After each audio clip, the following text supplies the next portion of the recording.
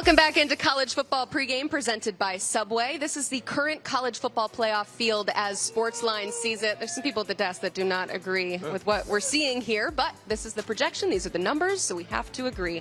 No, we don't. That's what makes this fun. Outside looking in for the college football playoff teams, there's some teams that are fighting to get in because there's a lot of football left to be played here. We are only in week 4. I'm going to make it very simple here.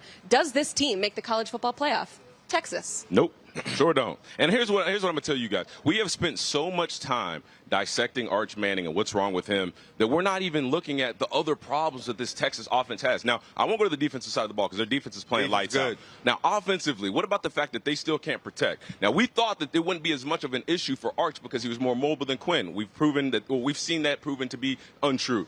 They cannot run the football to save their lives. Arch Manning right now is the leading rusher. And again, with how poorly he's played, I have to look at the running backs and say, what's going on? Why have you not showed up? And then the most important stat for an offense.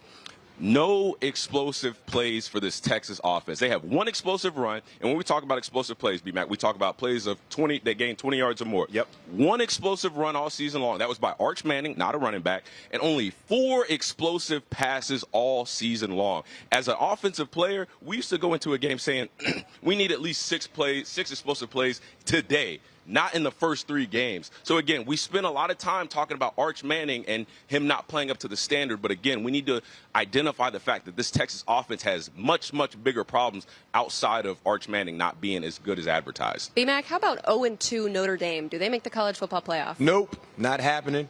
Won't happen this year. I don't see it happening. And here's why.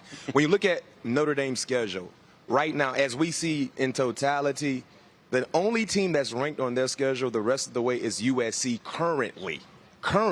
So what happens if USC has a slip-up? They will fall outside the top 25. So you're telling me Notre Dame, the 2 teams that you have currently played that have been ranked, you've lost to? That's not a good sign. And I understand. They're like the golden children of college football playoffs. They want to see that golden helmet in the playoffs. But unfortunately this year, I don't see it happening because outside of USC, the only competitive game as we see it today is Arkansas. You have to go to Fayetteville. And hopefully that game isn't at night because if you go to Fayetteville at night, you might come out with a black eye. So I don't see it happening this year. I don't think they would be as fortunate as they were a year ago to get into the playoffs. I say no. Yeah, Sportsline gives them a 16% chance to make it, but no team has ever started 0-2 and made the college football playoff. One team has lost their opener and still made the college football playoff. That was Clemson last year. Can Alabama do it, Ahman?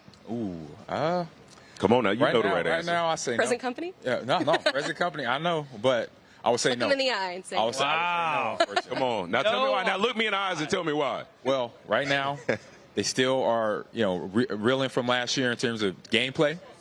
Some of the coaching has to adjust to being in a new program, taking over from Saban, trying to have that mystique, trying to be on that level of prestige, and I think that sometimes is in the back of their heads, thinking that. But they just got to show up and play, though. That's the only thing they got to let themselves do. They got to let themselves out of the Saban shadow. And it's like, look, we got to come out here and play football. We have the athletes to do it. We just can't overthink it and come out here and play Bama football pretty much.